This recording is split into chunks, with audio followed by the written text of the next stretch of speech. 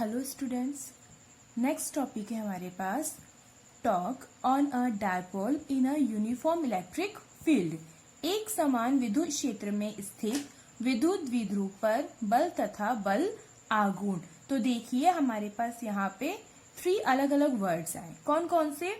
Talk, dipole and uniform electric field. तो देखो हम बात करते हैं, इनको लिख लेते हैं। सबसे पहले talk, dipole and uniform electric field. Okay, तो देखो आप किस किस को जानते हो? डायपोल को जानते हो और इलेक्ट्रिक फील्ड को जानते हो, क्योंकि हमने प्रीवियस लेक्चर में डायपोल भी पढ़ा था और इलेक्ट्रिक फील्ड भी पढ़ा था। ओके, यहाँ पर वर्ड आया है यूनिफॉर्म इलेक्ट्रिक फील्ड, एक समान विद्युत क्षेत्र। एक समान विद्युत क्षेत्र क्या होता है? सबसे पहले हम यही समझते हैं, विद्युत क्षेत्र क्या होता है? विद्युत लाइंस जो होती है, मतलब विद्युत रेखा, इलेक्ट्रिक फील्ड की जो लाइंस होती है वो जिस डायरेक्शन में जाती है वो हमारा क्या कहलाता है? सारा इलेक्ट्रिक फील्ड कहलाता है। ओके, तो अब हमारे पास यूनिफॉर्म इलेक्ट्रिक फील्ड क्या होगा? एक ऐसा फील्ड, ऐसा इलेक्ट्रिक फील्ड जहां पर क्या हो, किसी भी पॉइंट पर फोर्स लगे, वो फोर्स क्या हो? इक्वल हो। हम इसको कैसे समझ सकते हैं? देखो, ये मैंने कुछ इलेक्ट्रिक लाइंस बनाई है, कुछ विद्युत रेखाएं बनाई है। हमें पता है इलेक्ट्रिक लाइंस जो होती है, विद्युत रेखा जो होती है वो क्या होती है? प्लस से माइनस की तरफ जाती है। यही जाती है ना, प्लस से माइनस की तरफ जाती है।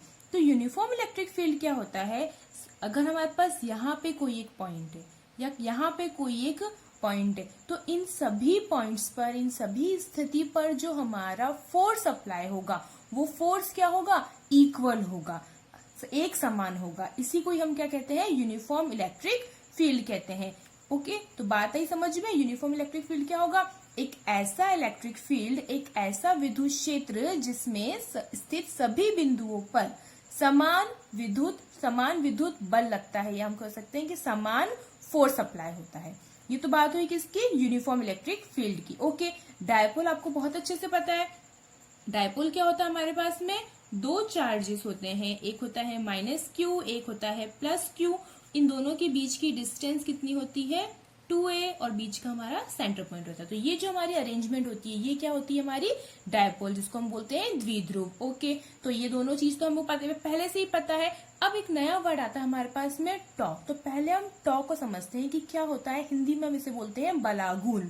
तो बलागुण के लिए पहले हम बात करते हैं बल की। किसकी? फोर्स की। ओके, तो फोर्स क्या होता है? हम जानते हैं कि हमारे पास में सपोज कोई भी वस्तु अगर चल रही है और हम उस पर क्या अप्लाई कर दें? फोर्स अप्लाई कर दें, तो वो क्या हो जाती है? रुक जाती है। या कोई भी वस्तु रुकी हुई है, उस पर हम क्या अप्लाई कर दें? फोर्स अप्लाई कर दें, तो वो वस्तु क्या होती है? चलने लग जाती है। इट मीन्स हम कह सकते हैं change in momentum. Change in momentum, किसी भी अवस्था में, किसी भी स्थिति में जो परिवर्तन आता है वो किसके कारण से आता है? फोर्स के कारण से आता है, बल के कारण से आता है। ठीक है, कैसे? हम थोड़ा सा एग्जांपल लेते हैं। सपोज ये मेरे पास में कोई एक बॉडी है, इस बॉडी पे मैं क्या अप्लाई कर रही हूँ? फोर्स अप्लाई कर रही हूँ। तो पहले ये बॉडी रेस्ट मोशन में थी, ठीक है, रेस्ट स्थिति में थी। अब क्या होगा हमारे पास में? अगर हमने यहाँ से इसको फोर्स लगाया है तो ये क्या होगी? मोशन करने लगेगी ना, मोशन करके ये आगे बढ़ेगी। ठीक है, चलो ये बात हो गई। अच्छा, अब अगर मेरे पास में ये बॉडी या कोई वस्तु ऐसे है और यहाँ पर मैं इसके अपर साइड पे क्या लगा रही हूँ? फोर्स। तो अब क्या होगा? आप बोलोगे कि अगर अपर साइड पे फोर्स लगा रहा हो तो ये वस्तु घूम जाएगी। अरे कैसे घूमेगी? हमारे पास में यहाँ पर फ्रिक्शन क्या है? फ्रिक्शन तो 0 है। हम घर्षण की तो बात कर ही नहीं रहे ना। जब तक नीचे से घर्षण नहीं होगा तब तक हमारी वस्तु कैसे घूमेगी? तो ये घूम ही नहीं सकती। मतलब यहाँ पर भी वस्तु क्या होगी? आगे ही बढ़ेगी। अच्छा, तो यहाँ पर हमारे पास एक वर्ड आता है जिसको हम बोलते हैं कपल ऑफ फोर्स, बल आघूर्ण, या जिसको हम बोलते हैं टॉक, है ना, जिसको हम क्या बोलते हैं? टॉक। ये क्या काम करता है? हमारी जो बॉडी होती है या हमारी जो वस्तु होती है उसे किस मोशन में लाता है? रोटेटिंग मोशन में लाता है। उसको घूर्णन गति कराता है। उसको घूर्णन गति कैसे कराता है? देखिए, अच्छा, अब आप बात कर रहे हो कपल ऑफ फोर्स के, मतलब 2 फोर्स होने चाहिए ना। 2 फोर्स होने के लिए सपोज मैंने यहाँ पर कोई भी एक बॉडी ली है, ठीक है। अब आप बोलोगे कि हमने एक फोर्स यहाँ लगा दिया, एक फोर्स यहाँ लगा दिया, तो क्या ये बॉडी रोटेट होगी? नहीं, ये बॉडी तो रोटेट होगी नहीं। अच्छा, सेकंड केस लेती हूं मैं। अगर मैंने यहाँ पर कोई बॉडी लिया है, कोई भी बॉडी ली, कोई भी वस्तु ली है, एक फोर्स में लगा रही हूँ यहाँ पे और दूसरा फोर्स लगा रही हूँ मैं ऐसे, क्या ये बॉडी अब रोटेट होगी? नहीं होगी। अब देखो यहाँ पर भी वही सेम फोर्स में हमेशा सेम ही ले रही हूँ, कपल ऑफ फोर्स है ना, दोनों की वैल्यू सपोज मैंने 5 न्यूटन ले लिया, 3 न्यूटन ले लिया, 2 न्यूटन, जो भी आपको लेनी है दोनों का जो मैग्नीट्यूड है वो सेम ही होना चाहिए, दोनों की क्वांटिटी क्या होनी चाहिए? सेम ही होनी चाहिए। अच्छा, तो अभी भी बॉडी रोटेट नहीं हो रही है, तो फिर कपल ऑफ फोर्स टॉर्क कैसे हो गया? क्योंकि टॉर्क का मतलब तो है कि हमारी बॉडी रोटेट करनी चाहिए। तो रोटेट करने के लिए हम क्या करेंगे? देखिए, अगर मेरे यहाँ पर कोई हमने कोई बॉडी ली है, उसको हम यहाँ पर फोर्स लगा रहे हैं और यहाँ पे फोर्स लगा रहे हैं, यहाँ पे भी 5 न्यूटन का और यहाँ पे भी 5 न्यूटन का। तो अब आप बता सकते हो कि क्या अब आपकी बॉडी रोटेट करेगी? जी हाँ, बिल्कुल हमारी बॉडी रोटेट करेगी। क्यों? क्योंकि हमने इसके अंदर क्या क्या किया है, देखो हम इसको लिख देते हैं। हमने इसके अंदर क्या किया है? फर्स्ट केस तो हमने क्या लिया है इसके अंदर? 2 इक्वल फोर्स। क्या लिया है? 2 समान बल। ऊपर जो 5 न्यूटन है वही नीचे 5 न्यूटन है। ओके, सेकंड हमने इसके अंदर क्या चीज ली है? Opposite direction. अपोजिट डायरेक्शन, विपरीत दिशा, दोनों किस दिशा में है? एक दूसरे से विपरीत दिशा में। ओके, और तीसरी चीज हमने इसमें क्या ली है? एक्ट ऑन डिफरेंट पॉइंट, दोनों अलग अलग बिंदुओं पर लगने वाला बल। ठीक है, तो अगर ये तीनों केस हमारे आते हैं तो हमारे पास में हमें क्या मिल जाता है? टॉ मिल जाता है, और हमारी बॉडी क्या करती है? रोटेट करती है। देखो आप इसको ऐसे समझ सकते हो, ये हमने कोई भी एक सपोज बॉडी ली है, ठीक है, इस बॉडी पर हम क्या कर रहे हैं? फोर्स अप्लाई कर रहे हैं, ये भी 5 न्यूटन का। ओके, और ये यहाँ पर भी हमने लगाया इसको 5 न्यूटन का फोर्स। अब क्या होगा? देखो, अगर मैं इक्वली फोर्स लगाती हूँ दोनों साइड में, तो ये बॉडी क्या हो रही है? मेरी रोटेट हो रही है ना रोटेट। तो ये होता है हमारी कंडीशन किसकी? टॉ की कंडीशन होती है। तो टॉ के लिए क्या क्या चीजें जरूरी है? टू इक्वल फोर्स, 2 समान बल, ऑपोजिट डायरेक्शन, विपरीत दिशा में, एक्ट्स ऑन डिफरेंट पॉइंट, अलग अलग बिंदुओं पर लगने वाला बल। ठीक है, तो ये होता है टो, जो हमारा क्या बताता है? हमें रोटेटिंग मोशन बताता है। हमने ये सब क्यों समझा? ताकि हमारा जो डेरिवेशन हम करेंगे वो हमें अच्छे से समझ में आ जाए। तो अब जो हमारा मेन डेरिवेशन है वो स्टार्ट करते हैं। तो डेरिवेशन में हमारे पास सबसे पहले जो डायग्राम है हम वो बनाते हैं। हमको लेना है यूनिफॉर्म इलेक्ट्रिक फील्ड, एक समान विद्युत क्षेत्र। तो एक समान विद्युत क्षेत्र मतलब मैंने आपको समझा दिया, ऐसा क्षेत्र जहां पर सभी बिंदुओं पर क्या लगे? बल हमारा समान लगे, हम कह सकते हैं विद्युत बल हमारा बराबर लगे। तो ये हमने लिया है कोई भी एक समान विद्युत क्षेत्र या यूनिफॉर्म इलेक्ट्रिक फील्ड। ओके, अब हमें पता है यूनिफॉर्म इलेक्ट्रिक फील्ड है, और इलेक्ट्रिक फील्ड हमेशा क्या होती है? उसकी डायरेक्शन +2 माइनस। तो हमने यहाँ पर +2 माइनस इसकी डायरेक्शन बता दी है। अब हमको क्या लेना है? इस यूनिफॉर्म इलेक्ट्रिक फील्ड के अंदर कोई डायपोल लेना है, कोई द्विध्रुव लेना है। ओके, तो अब डायपोल कैसे ले भाई, कैसे रखे उसको, उसकी भी तो हमें स्थिति पता होनी चाहिए। तो हम उसको क्या ले रहे हैं? किसी भी थीटा एंगल पे ले रहे हैं। किस पे ले रहे हैं? थीटा एंगल पे। ओके, तो चलो अभी थीटा एंगल पे लेना है, तो मैंने ये यहाँ पर कोई भी क्या ले लिया है?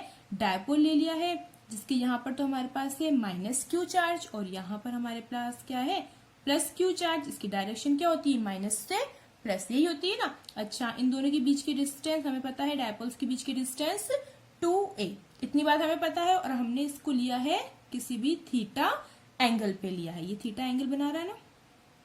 ओके, इतनी बात हो गई हमारी। तो ये हमने डायपोल भी ले लिया। अब क्या होगा? देखो ध्यान से समझना, हमने इलेक्ट्रिक फील्ड की बात करी थी। Electric field, uniform electric field मतलब सारे पॉइंट्स पर लगने वाला इलेक्ट्रिक फील्ड क्या होगा? इक्वल होगा, या सारे पॉइंट्स पर लगने वाला जो बल होगा वो क्या होगा? बराबर होगा। मतलब इस पॉइंट पर भी जो इलेक्ट्रिक फील्ड होगा E इक्वल होगा, इस पर भी इक्वल होगा। तो ये हमारे पास में आ गया QE। अच्छा, अब मुझे ये बताओ, अगर ये प्लस है ना, और ये भी प्लस है, तो प्लस प्लस एक दूसरे को क्या करेंगे? रिपल्स करेंगे, है ना, रिपल्स ही करेंगे। तो यहाँ पर जो इलेक्ट्रिक फील्ड होगा वो हमारा किस डायरेक्शन में होगा? इसी डायरेक्शन में होगा। चलो, ये तो हमें समझ में आ गया। और माइनस प्लस क्या होते हैं? हमारे अट्रैक्ट करेंगे। और इलेक्ट्रिक फील्ड यहाँ पर हमारा किस डायरेक्शन में होगा? ये इस डायरेक्शन में होगा। तो मतलब आप इसको ऐसे भी लिख सकते हो कि जो आपका पॉजिटिव चार्ज होता है वो क्या लगता है? हमेशा अलोंग द फील्ड। क्या लिख सकते हो इसको? क्षेत्र की दिशा में। और जो माइनस चार्ज होता है आपका, ये हमारा लगता है हमेशा अगेंस्ट द फील्ड, क्षेत्र की विपरीत दिशा में। ठीक है, तो यही क्या, ये क्षेत्र की दिशा में लग रहा है और ये क्षेत्र की विपरीत दिशा में। अब देखो, आपको इतनी चीज बनाते ये समझ में आ रहा होगा कि यहाँ पे क्या लग रहा है, टॉ। क्यों हमारे पास में वही 2 पॉइंट्स आ रहे हैं, 2 फोर्स लग रहे हैं इन पर। क्योंकि हमको पता है F इक्वल्स टू क्या होता है, QE होता है ना। तो मतलब यहाँ पर भी हमारा सपोज F1 फोर्स लग रहा है और यहाँ पर हमारा F2 फोर्स लग रहा है। हमें पता है F1 और F2 इक्वल होंगे एक दूसरे के, क्योंकि ये यूनिफॉर्म इलेक्ट्रिक फील्ड है। तो हमारे पास में क्या हो जाएगा, जो QE फोर्स लग रहा है F1 यहाँ पर और जो F2 लग रहा है, मतलब 2 फोर्स लग रहे हैं, इक्वल फोर्स लग रहे हैं, ऑपोजिट डायरेक्शन पे भी है और एक्ट्स ऑन डिफरेंट पॉइंट भी है। तो मतलब ये तीनों केस क्या हो रहे हैं, इसके अंदर अप्लाई हो रहे हैं। तो हम यहाँ पर क्या ला सकते हैं, टॉ ला सकते हैं, बलागुण ला सकते हैं। इसी कारण से यहाँ पर आया है टॉ ऑन अ डाइपोल। क्या वर्ड आया आपके पास में, विद्युत द्विध्रुव पर बल या बल आघूर्ण। यही हमारा मेन कॉन्सेप्ट था इसका। अब देखो, अगर हमारे पास टॉ आ गया है तो हम टॉ फाइंड कैसे करेंगे। हमें ये पता है कि जो बलागुण होता है वो टॉ इक्वल्स टू क्या होता है हमारे पास में, either force into perpendicular distance between two force। Hindi में हम इसको बोल सकते हैं बल into बलों के मध्य लंबवत दूरी। क्या बोल सकते हैं, बलों के मध्य लंबवत दूरी। ये होता है हमारा टॉ का फॉर्मूला। अच्छा चलो, ये फॉर्मूला आ गया तो हम इसको कैसे लिख सकते हैं। देखो, बल माने हमारे पास में क्या हो जाएगा, फोर्स F, और बलों के बीच की लंबवत दूरी, मतलब परपेंडिकुलर डिस्टेंस हमें फाइंड करनी है। परपेंडिकुलर डिस्टेंस कैसे आएगी, परपेंडिकुलर डिस्टेंस जब हम इसको ये यहाँ पर एक लाइन खींच देंगे तो ये हमारे पास क्या हो जाएगी, इनकी परपेंडिकुलर डिस्टेंस। तो अब हम इनको नाम दे सकते हैं ABC, यही नाम दे सकते हैं। तो F इंटू बलों के मध्य लंबवत दूरी में क्या आ जाएगा, ये BC, F इंटू BC। तो टॉ इक्वल्स टू हो जाएगा F इंटू BC। अच्छा, अब हमें BC की वैल्यू फाइंड करनी है। तो हमें यहाँ पर जब थीटा फाइंड करेंगे तो आपको पता है कि हमने फाइंड क्या करनी है, यहाँ पर हिंदी में बोले तो लंब, हमें लंब फाइंड करना है ना, या हमें परपेंडिकुलर फाइंड करना है। तो अच्छा, मुझे ये बताओ कि जब आपके पास में हाइपोटेनस गिवन हो, है ना, और आपको परपेंडिकुलर फाइंड करना है, तो हम साइन थीटा इक्वल्स टू ऐसे लिख सकते हैं क्या, लंब बटा कर्ण या P/H लिखते हैं ना, ऐसे ही फाइंड करते हैं हम लोग साइन थीटा को। अच्छा, तो यहां पर हमारे पास में क्या है, साइन थीटा इक्वल्स टू जो हमारी P की वैल्यू थी वो थी, हमको फाइंड करनी थी BC, और जो हमारी हाइपोटेनस थी वो हमें गिवन थी, कर्ण हमें गिवन था कितना, 2A। ओके, तो यहां पर मेरे पास में BC इक्वल्स टू क्या आ जाएगा, 2A साइन थीटा आ जाएगा ना। तो अब अगर हम हमारी टॉ की बात करें तो F बराबर हमको पता है क्या होता है, QE इंटू BC की वैल्यू आ गई है 2A साइन थीटा, ये भी आ गया है। अच्छा चलो, अगर हम इसको ऐसे लिख देवे, Q2A E साइन थीटा, तो आपको यहाँ पे एक वर्ड मिल गया है Q2A, जो क्या होता है, अच्छे से हमने प्रीवियस लेक्चर में पढ़ा था, क्या होता है, P विद्युत द्विध्रुव, क्या होता है, इलेक्ट्रिक डायपोल। तो PE साइन थीटा। ओके, तो हमारे पास चलो टॉ का फॉर्मूला आ गया। ये तो हुआ इसका मैग्नीट्यूड फॉर्म। कौन सा फॉर्म हुआ, मैग्नीट्यूड फॉर्म। अब अगर हमें इसे लिखना है वेक्टर फॉर्म में, सदिश रूप में, तो सदिश रूप में हम इसे कैसे लिखेंगे, टॉ इक्वल्स टू, अगर वेक्टर फॉर्म में लिखना है तो वेक्टर प्रोडक्ट करना पड़ेगा, मतलब क्रॉस प्रोडक्ट करना पड़ेगा। So vector tau equals to vector P cross vector E, ये आती है इनकी वेक्टर फॉर्म। ये क्या आ जाता है, सदिश रूप आ जाता है। तो ये आपका लास्ट पॉइंट था जो टॉ हमने फाइंड कर दिया, cross P cross E, sorry P cross E, या हम बोल सकते हैं vector P cross vector E। अच्छा, अब आपके पास में कुछ कंडीशंस दी हुई है, वो कंडीशंस भी पढ़ लेते हैं। स्पेशल कंडीशंस हमारे पास में 3 है यहाँ पर। अगर हम बात करें विशेष स्थितियों की, स्पेशल कंडीशंस। तो देखो स्पेशल कंडीशंस क्या है।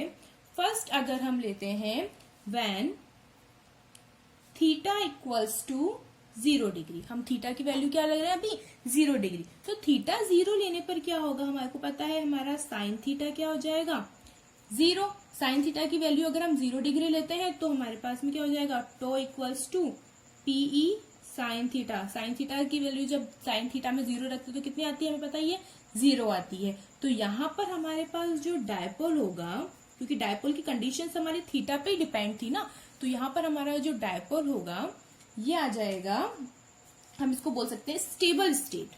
क्या बोल सकते हैं स्टेबल स्टेट, या हिंदी में हम इसको बोल सकते हैं स्थायी अवस्था। स्थायी अवस्था, या आप इसे स्थायी साम्य अवस्था भी बोल सकते हो, है ना। स्टेट इक्विलिब्रियम भी बोल सकते हो। अच्छा, अब इक्विलिब्रियम का मतलब क्या है अगर हम इसको समझे, फॉर एग्जाम्पल हमारे पास में ये कोई भी यूनिफॉर्म इलेक्ट्रिक फील्ड है। ओके, अगर हमारे पास में थीटा की वैल्यू क्या है 0 डिग्री है, तो थीटा की वैल्यू जब 0 डिग्री है तो आपको पता है यहाँ पर ये इलेक्ट्रिक फील्ड की हमने डायरेक्शंस बना दी। यहाँ हमारा कोई डायपोल रखा हुआ, क्योंकि 0 डिग्री है तो हमारे पास में लाइन क्या आ जाएगी स्ट्रेट आ जाएगी। ओके, यहाँ पर हमारे पास वही डायपोल रखा हुआ है माइनस क्यू प्लस क्यू, और माइनस से प्लस की तरफ इसकी क्या होती है डायरेक्शन होती है। तो यहाँ पर क्या हो रहा है देखो plus minus attraction, plus minus attraction. तो ये वाली जो कंडीशन है ये क्या होती है स्टेबल स्टेट होती है, स्थायी अवस्था होती है। तो ये थीटा इक्वल्स टू किस पर आती है 0 डिग्री पर आती है।